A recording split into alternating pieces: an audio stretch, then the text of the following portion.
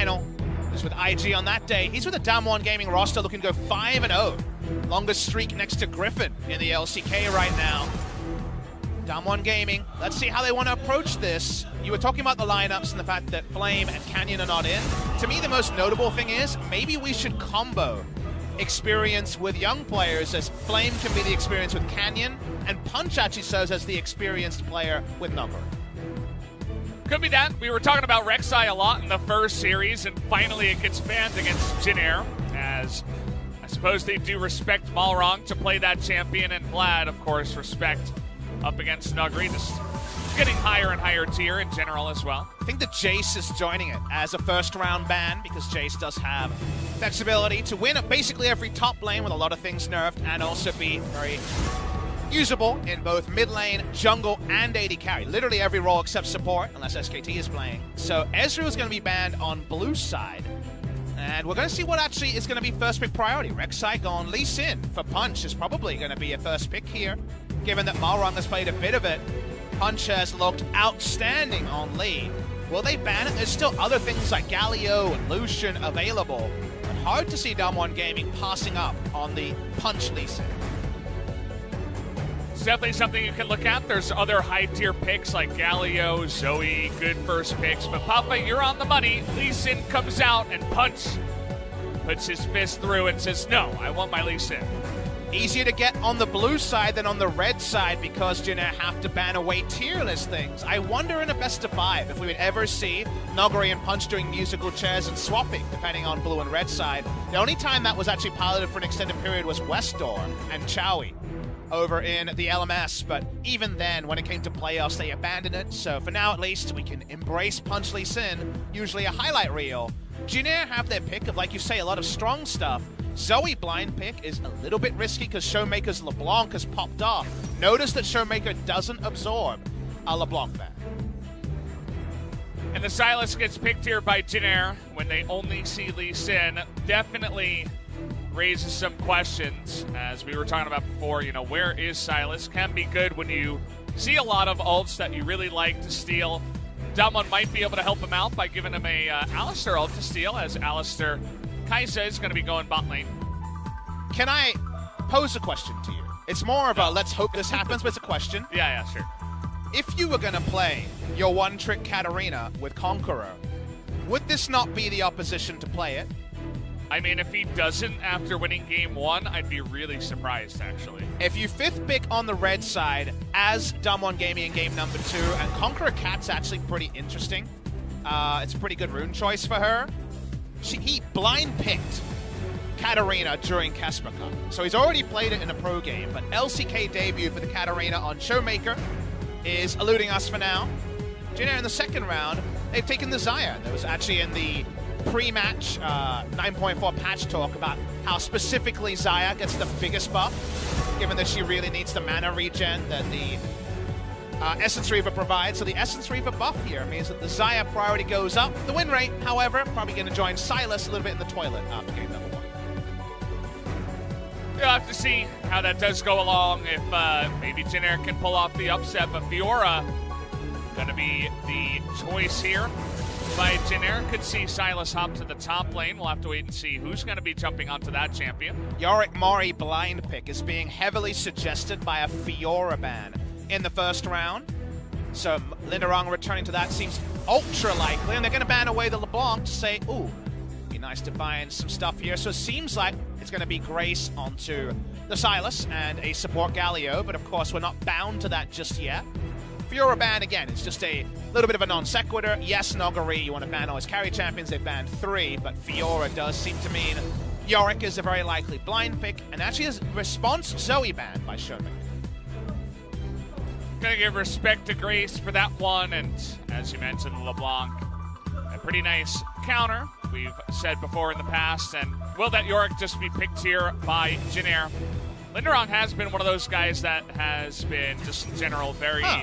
Okay, this is interesting, though. Sejuani does get picked, so they're going to hold off on the mid/top pick here for now, as, again, also the Galio could be flexed, but doubtful at this point. Really curious for Yorick not to be picked here. I think it's even more respect to Nuguri saying, I need to know what I'm getting into and which tank or role player top lane I can get through. Remember, Urgot is gone, so Yorick looks so powerful in this spot. We're going to see a Yasuo, always exciting to see which role it's going to be in. It seems like top or mid lane is very likely. What are we pairing this with? DAMWON Gaming are always so close to locking in Katarina, but it seems like mid lane Yasuo, top lane Ryze is my expectation if we go through with this draft. Feels likely. Not going to be the Yasuo in the bottom lane, but you do have a couple of very reliable knockups already in the Alistar and the Lee Sin. Will Jin just, again, throw caution in the wind and say, hey, that Riven looked pretty good? Where would the Riven be going as well? Would be an interesting query. We'll hold the point. It's going to end up being Camille top lane into the Ryze, as far as we can tell. Can stack up that Sejuani passive quickly, but this is a intriguing choice. We'll see the matchup and get the confirmation. Nogari is the most recognized Ryze player on this team, but Showmaker plays a lot of it as well, so 20 seconds required to know fully where everyone is going. I actually like Yasuo into the Sylas matchup, so I think this is the way I'd go if I was DAMWON Gaming. Yeah, good.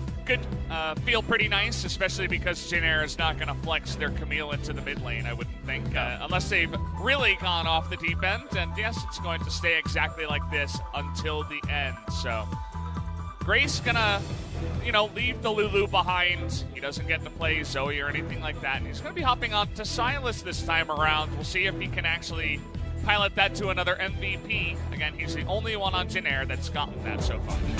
In the end, this is the assignment we get. Alistar and Lee Sin, best friends forever with good old Yasuo in the mid lane. See how Showmaker looks after we've seen Nuclear play this pick already. Nogari on his very much trademark Ryze top lane.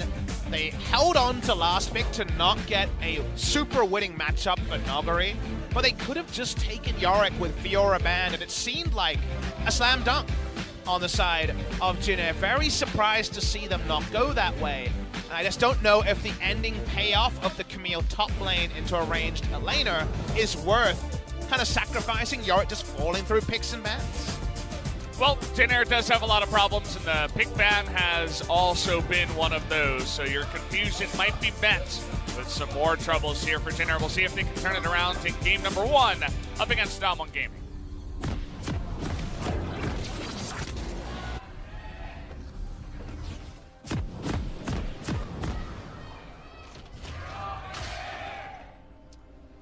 Still have their fans, not giving up just yet. Still, the Jin fans will come down to the studio. Even at 0-10, they will never give up. What if you gave up on Jin and they won? Is the question you have to ask as a diehard fan of any sports team or esports team or whatever is, when you're there for the good times and you get to see an unlikely victory, you can give the great "I was here." Because I was here moment I was ever a part of as a caster was a Jin game. Jin versus SKT, 94 Minutes to Dream. Yeah. A year ago, and about a year and a month ago now. The Zed versus Zed battle, another famous one.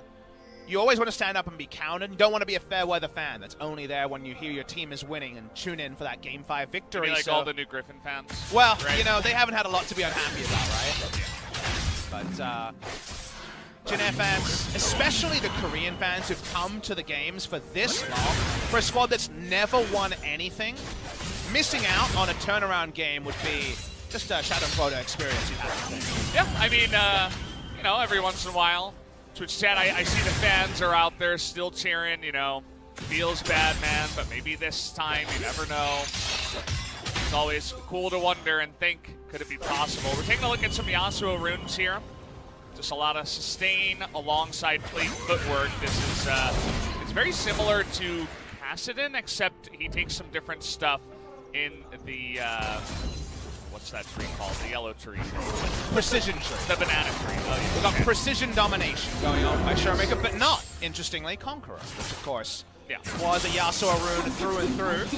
I want to talk a bit about the mid lane matchup. I mentioned how I personally like Yasuo into Sylas. Sylas usually a lane bully, right? Especially in a melee versus a melee matchup. But if you think about how Sylas works, he likes to brawl a lot, and you're like, crap, these passive procs do so much damage, and you get 4 of them off almost instantly at level 3.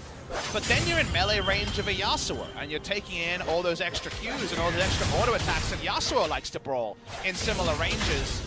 So Grace has gone a step further and said, how do I get through trade's actually being pretty tricky against Yasuo, and the ult still not being that high value for the Sylas in the 1v1, and he's gone Grasp. Usually we see Aftershock for mid lane Sylas, but Grasp is just his way of, in those extended brawl trades, trying to find a little bit more sustain and damage, but not straight up lose the man fights 1v1. That's absolutely the way it is, and just based on Showmaker's runes as well. I'm going to hold that thought as Balrog looking for another first blood. Can he get it here? Showmaker running away, and Grace has given up. So they're not going to continue on the chase, as they don't really know what's on the other side of that brush. Every part of that was good, though. That's the time to come mid lane. The lane is frozen under turret, which is where there's a lot of threat onto the Yasuo, but Balrog sees the cleanse and decides not to go in. A Q flash there would not have led to a kill. At best, he gets cleanse and flash from the enemy Yasuo. I just like everything about that play. The fact that it didn't lead to a kill. Again, it was a proactive moment, but this is a defensive moment. Okay, nice job by Linderong. Holds on to that one and is able to dodge it there. But Marang takes the time with the Lee Sin spotted top side to take down his Raptor camp. It won't be contested away, so for a team that I had some really harsh words for when I got to cast them last week, and I heard not many positives said about them in their following loss to Gen G. When it comes to Jin Air, we need to look for small victories because they aren't going to be finding too many big victories. And for now, at least, I like the ingenuity and the pathing, even if it hasn't yielded even a summoner spell for 5 minutes. All the little things, you got to start somewhere and build it into something big. It's not like they're just all of a sudden one player's going to, make the godlike play and then they just win game one. It's League of Legends, not really that game most of the time, as I'm always looking to Malrong in the early game, and so far he actually moves past where the ward just died. There is a control ward here, but again, if you're going to gank one lane, it would be Nuggery, as he is always getting really aggressive in this lane. Let's see if they can put this on, as Nuggery is going to early flash, but here comes the hookshot flash. Do they have the damage is the question. Oh, they get it! Sweeper comes in, and Linderong able to pick up first blood this time around. And importantly, they take down Rise, who gave up going for a potential tier here to get that control. We're not sure about exact gold values, but it would have been about 50 to 75 gold between the two choices. Suspicious buy, so you would have guessed there was a control ward in the buy, but it doesn't matter. They were able to skip over it, get the kill, and DWG Gaming, they'll be able to respond with an Ocean Drake. Not high value around the Yasuo, but definitely with Rise and Kaisa, a big early pick. Especially because it is so early, going to be taken at 5 minutes 30 very early on in this game. Malrong sticks around, helps push the wave, and we're going to take another look at how this comes down. I really like how this is put together, because notice Malrong just keeps walking. He never slows down, he walks straight through what we know is a control warded brush. Because at the end of the day, it doesn't matter whether it was or it wasn't, just looking at the buy. You could guess a control ward, you had to be assertive, and they do the damage just in time to pick up the kill, so that's the sort of early game victory we've been looking for from Jin Air. Nicely played. Sure, they, on the edge of, he got actually Rune Prison, Linderong the sweeper just barely scratches him on the backside to pick up that kill as well. So there was a chance with the phase rush from Nuggery that he could try to get away from that one, but they just barely make it happen, so props to them. Small little thing, but Malrong held on to his fully charged E for a long time, knowing that Camille was coming in with a stun. So while it wasn't 100% not overlapping CC, it was good enough to pick up the kill. Punch looking for the respawned Raptors here. We saw them taken on screen by Malrong before. Oh, gets the steal too with the smite. Malrong had his, but not as quick on the trigger. As we do have the red buff just spawning now, and Punch really trying to make a case here. Yasuo going to take longer to walk over, and no knock-up synergy for Punch yet. He's level 5. Well, Malrong. Oh, Hoyt's here. Oh, Hoyt makes his way over. It is 2 on 4. They don't know about this. Now. Hoyt can get a really big engage here. Yeah, they're just trying to fight over this one. Malrong is already going to Arctic Assault away, but he is not going to get away with his life. As Hoyt being there makes all the difference to pick up the second follow-up kill. And again, this is DAMWON Gaming getting an equalizing kill, and you see the different levels the team are playing on. How far ahead is Alistar on that play in comparison to how far behind Nova is? He's level 4 into level 5 after the play, doesn't have ultimate, doesn't make a counter roam, and you gotta say, it feels like the communication here is definitely not ahead of the play, because Malrong shouldn't be looking for a chance smite if he thinks there's even a chance that Alistar is roaming on the map. even at the end of the day, 3-on-3, is it really worth it to try that hard? Especially when, you know, as you mentioned, you don't have the information on where the Alistar is. It's 3-on-3 at least, with a good chance, not a little chance, a good chance of 4-on-3. Yeah. And Malrong's looking for a smite steal. That lets you know the communication has to be almost absent on the side of Jin Air. And even then, are you confident you're going to win the 3v3 fight? So definitely lots of questions going into that one, as it was just a red buff, but it turns into a red buff and a life given away, as it doesn't look like Nuclear had to give away too much on the bottom side without his support. Doing just fine. Looks about 5 CS gap, not the biggest deal.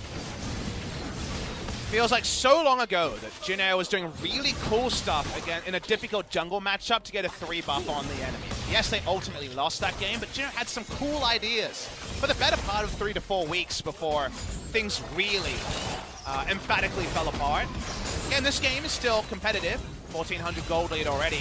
Punch able to, I believe, skirt through vision there, but understands with this lane state and 2 control wards down, no chance of a gank in bot side. Nothing doing there. This is great gank timing, by the way, out of Malrong, as we're going to lock him down. No flash here for Nuguri, but not quite able to land that ultimate from the Sejuani. Do they have enough damage to get him down? No! He realm warps to safety, and Nuguri will not die. And sometimes you don't know how critical the sidesteps are. That time you definitely know. Able to live against Sejuani Camille with no flashes Rise, who had no items, by the way, double Ruby Crystal. You die there 9 out of 10 times, nice smooth moves gets him through. Yeah, I think in that case you gotta land some other CC first and then go for the ultimate, or just combo it a little bit better, but had his Nikes on that time. Was able to avoid all of that stuff, so. Now DAMWON moving as a team. They are in vision, actually, the 3 of them moving on over, which is why Nova and Grace playing this one relatively passively. Overdue for a Punch Lee Sin play. It's level 6. Might be hard to do onto a Xayah, but he was thinking about it on the edge of vision there. He returns to bot side. Normalcy does reign, but gold lead, like we mentioned, is already there. They know Malrong's flash should be up by now if Punch has been doing his timers. Well, Punch having his way in the jungle on Malrong here at the red buff and over at the Gromp as well. Alistar has Moby Boots, and also Kai'Sa ult can be following up a kick from the Lee Sin, so given that, he's going to be first roam from DAMWON. Whatever you think of Hero's entrance, it's going to be super reactive. I don't know if this was spotted on vision. Small ward is actually glitching into the wall there, amusingly, around the honey fruit spawn. You see a lot of these lane states and, you know, the first gank up on the top side, but then you take a look at CS and Linderong's down 30. Mid lane's also down about 15, 14 at this point. It's, you know, a lot of these lanes you get the gank down, but then still not able to win them from there. And you think about the previous gank that Nuguri lived through and you say, oh, it was close. But Valdez, let's remember what could have happened. You could have had Yorick Mori with 3 top laners banned that can go into it in basically a free spot, pressuring top, and then a later counter pick. Instead, they go for Camille, who is a melee versus ranged champion, gets interrupted. Oh boy, doesn't have her hook shot this time around, and it's stunned into knock-up, and he even flashes away in desperation. And it's worse than that, Valdez, because they paid off the final pick to get a Camille to lose by 30 CS even after first blood. That lets you know that they reached for something that's being turned against them. That's the part that's lost if you're just watching the gameplay. But thinking back to picks and bans, they're paying prices for something where they should have had an advantage. Their 5th pick, red pick, is actually losing them value. That's why we were pointing that out in the pick ban, right? I mean, if we were confident about this one, if we liked the pick ban, we would have said, yeah, that's, you know, good job, Jin Air, but so far has been proving to be nothing but, you know, a negative side so far in this game. So we'll take another look. He just doesn't have vision, walks in, and White once again in position. White is just apparently free to just roam anywhere on the map. There's never any consequences around his lane. Nuclear hasn't used a summoner spell yet in this game. He has got a paddock to roam on, so what is a noble cow to do but roam free? Getting as much AD as possible. Trying to combo here into Grace, but Nova finally making a play on his support role on the other side of the map. So now is the point where Jin say, crap, we're definitely losing. We don't need to see the gold disadvantage to know that. They know they're losing Valdez.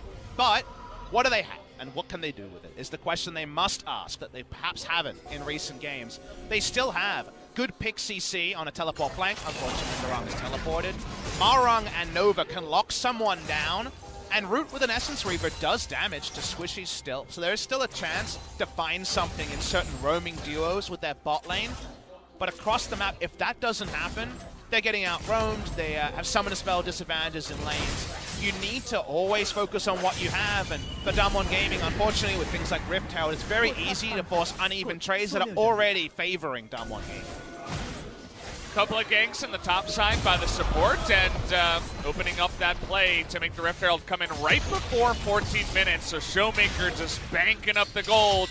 He's going to get a new bank account. His first one can't even hold the amount of gold he's got now, as he is pretty fed in this game. We know what he got in his red envelope, so it's 320 gold for already a 1,300 gold lane, a pretty non-interactive mid lane. Grace is probably looking over his side, being envious at the gold that's being, I guess, funneled into is the right way to explain it. They just have the Rift Herald. It's a gold Rift Herald to just increase that advantage. Nogari topside had the Nikes last time. He's got a friend this time. This can definitely be turned around. It's already Linderong is taking so much damage. Q comes in. Nice ultimate there from Linderong. Trying to dodge here is Linderong, though. He's not going to be able to get out of that one, as Balrog, the one who had the nice ultimate, actually, but not able to save his friend as the counter gank comes through. Nice clean play from Punch. Not quite a highlight reel YouTube clip, but did exactly what he needed in that way and kicked the person they wanted to take down into the oncoming arms of Nogari to spike him down. Volleyball analogies in full display. Speaking of volleyball, Grace, remember, we saw this from Chovy. Doesn't have Aftershock, but does have the ability to steal Alistar ult and zone. However, he needs damage threats to zone around, and with Kai'Sa not on the screen, on his team, and the Xayah not on the screen, not much for him to do apart from just stay alive. We're here at 15 minutes, about 5,000 gold lead already for DAMWON, and well, if there was to be good news in this one, as we were mentioning in the pick ban, maybe this means that with the counter pick on red side, we might get a Katarina in this series, might make things a bit more interesting. Gonna watch the replay here. This time Nogari is baiting rather than being caught overextending. Love the play from Punch. He follows through the Hextech ultimatum, kicks it, spiked down by Nogari. Maybe they really just are splitting scrim time between Punch and Nogari and Canyon and Flame, and like we mentioned, it means one experienced player, one rookie player is a fun kind of side benefit of that. It was a great interview with Coach Kim Jung-soo where he said Flame will play an active part. Our biggest problem is shot calling 20 to 25 minutes and onwards, and we've definitely seen that from DAMWON Gaming. If Nogari's ahead, everything works out. If he's behind, they make pretty poor macro choices, and Flame can definitely level them up there. Are they just flexing with the hype duo against Jin Air and then go back to Flame against higher opposition? We'll wait to know. We can't know that today. We got the ultra zoom out, some nice defensive vision from Jin Air, but not really something they can defend. And honestly, not something I try to defend when you're down this much. It's just the Cloud Drake at this point. Just give that one away, send it off, as it was never yours to begin with. They're going to give that over to Punch here, as Balrog, Nova, and Root are in proximity. Of course, not going to try to stop this one. So third Drake already, going to go the way of DAMWON. See where else they want to pressure on the map. That mid lane turret is still pretty low. That seems like the logical place to go. Nogari's playing full locked cam mode, zooming in with a super overextension. Let's look at all his wards. There aren't any at all. Looks nothing. like solo queue. There is honestly. nothing. There's not even a jungler battle ward. But this is how Nogari plays. Solo queue, and after that last kill, he's feeling frisky, overextending in a way that literally no other top laner in Korea would do. Yeah. Honestly, if I'm the coach, you'd probably go over It's this bad, right? and try to say, you know, don't do this, and then they play against Jin Air and he gets away with it. But that's it's the like crazy thing. The worst thing for his habits, for sure. He's developing bad habits because of the nameplates being on. So weird to like point at someone and be like, this is the moment where you're misplaying when they're growing a CS lead, but them's the breaks in a game like this. You know, there's red buff on the top side. Jin Jin have already lost basically every jungle camp shot of maybe Wolves. It's pretty risky for them to walk up to. Look at this recall. He full channels recall So close. that close to that brush. That lets you know that DAMWON Gaming give no mundos about Jin in this game. DWG definitely seemed like one of the teams that would show that the most compared to other teams that would, you know, try really hard and not try to mess up. Namely, Griffin would try super hard, especially against Jin. So where's my Katarina about this? Game 2. Where's my blue side Katarina? That's what I wanted to see, the super alpha blue side Katarina. Would have had at least one Conqueror in this game, but it was denied from Showmaker going super safety first. Now, Jin are doing something. They got a lot of people around to control with a brush. Here we go. They trying to get on in there. There's so many members trying to kill this one guy. Can they even do it? Larong sitting on the turret for so long. Oh my God! They can't kill him. They can't kill him. Finally they do, but Nova almost dies. Takes Grace to come in 4-on-1 to just get a 1-for-1. You could have written a poem about him. He lived that long. What a war hero. War poetry has been written about less. Look at all those World War I poetry. As DWG Gaming around the map with all that time they wasted of 4 people going to take down inner turrets. Well, it's, you know, just another day at work here for Jin. They're trying to get whatever they can, but honestly, this doesn't look like much of a positive. If this was slower, you know, you could throw out the hashtag worth, but it takes so long that Noguri knows that he's doing the right thing here. He uses his flash. Meanwhile, the map is just being ultra pressured by the bot lane. It takes so much from the side of Jin to take down Noguri, but they killed their man, and at least they got Noguri's KDA down. Small victories, right? Yeah, you know, it's only 2 KDA now to the side of Noguri. That feels bad for him in a Jin series, I guess, as Punch is on the hunt. But there is a Sejuani nearby. Can they get on top of Linderon here? Can be hard when it is Camille. He's got no... Yeah, well, not when you face check here. Hook shot. Doesn't look like it's going to help at all. As just flexing on him now as Punch. End up trading summoners there, but it does really pressure for someone like Root. However, Root doesn't want to go down here. Will be able to walk away. The gold lead's got to silly territory at this point. It's already over 7,500.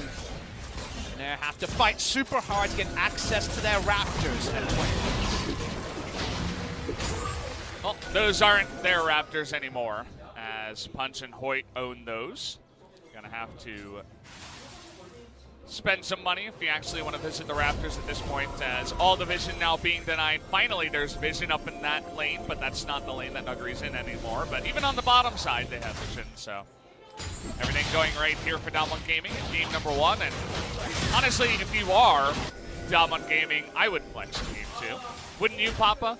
I definitely would, and Showmaker would be the first person I would assume to do so, but I want to draw attention to the fact that he is the one who hasn't flexed. He hasn't gone for IE second. He's gone for Static Shiv, now the pretty much always choice on first item over Phantom Dance. It was pretty much directly nerfed specifically for melee champions like Yasuo and Tryndamere. And then into the Sterix Gauge for a bit of safety. He went Cleanse in the matchup as well.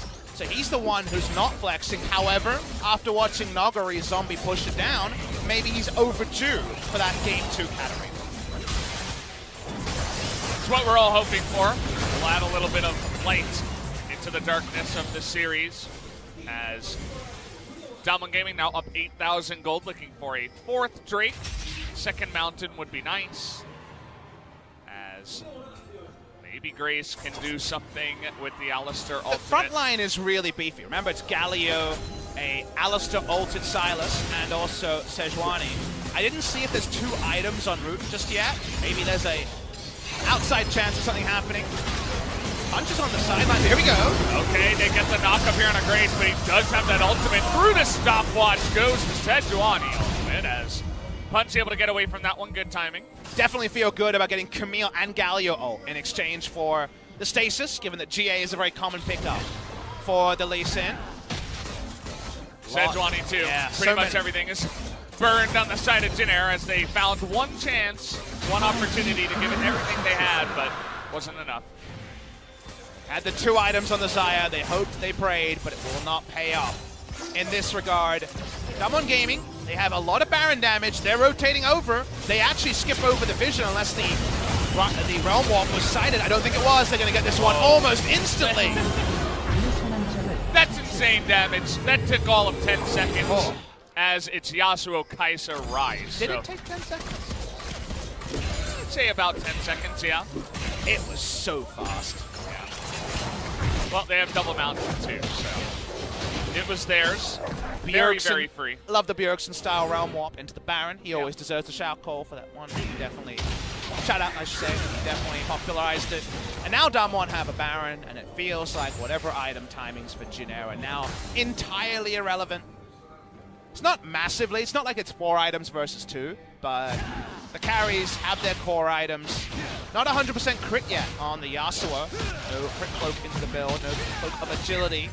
So because of that, it's not quite the most flexing, but I'm just waiting for DWG Gaming to stop playing with their food. Yasuo and the Rise inside lanes for now. I can do a nice amount of split pushing with the Rise. You get the Yasuo up there. We have Guardian Angel now for Lee Sin. It's his first completed item after the jungle item. So he's really thinking about his KDA. You know, he wants to go in there, he wants to make plays, get a bunch of assists, and increase that number. As I don't blame him. It's a good item when you're ahead, in all seriousness. You know, you don't necessarily need damage on the Lee Sin. You just want to make sure you're doing your job and staying alive.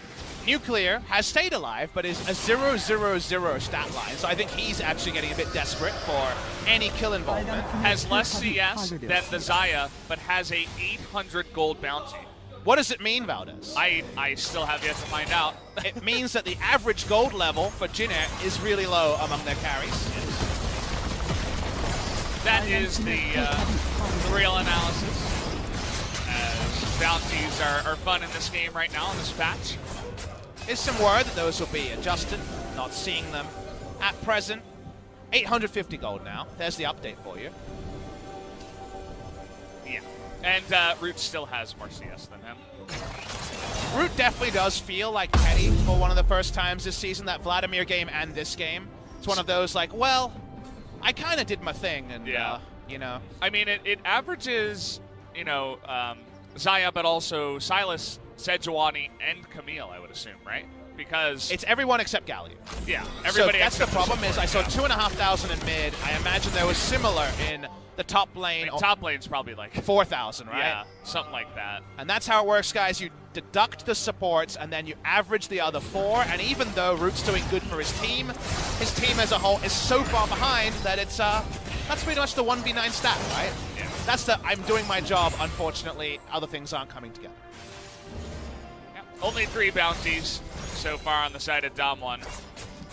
Have we had a support bounty yet? Yes. That's like even possible? It is rare. You have to get kills, basically. Yeah, okay.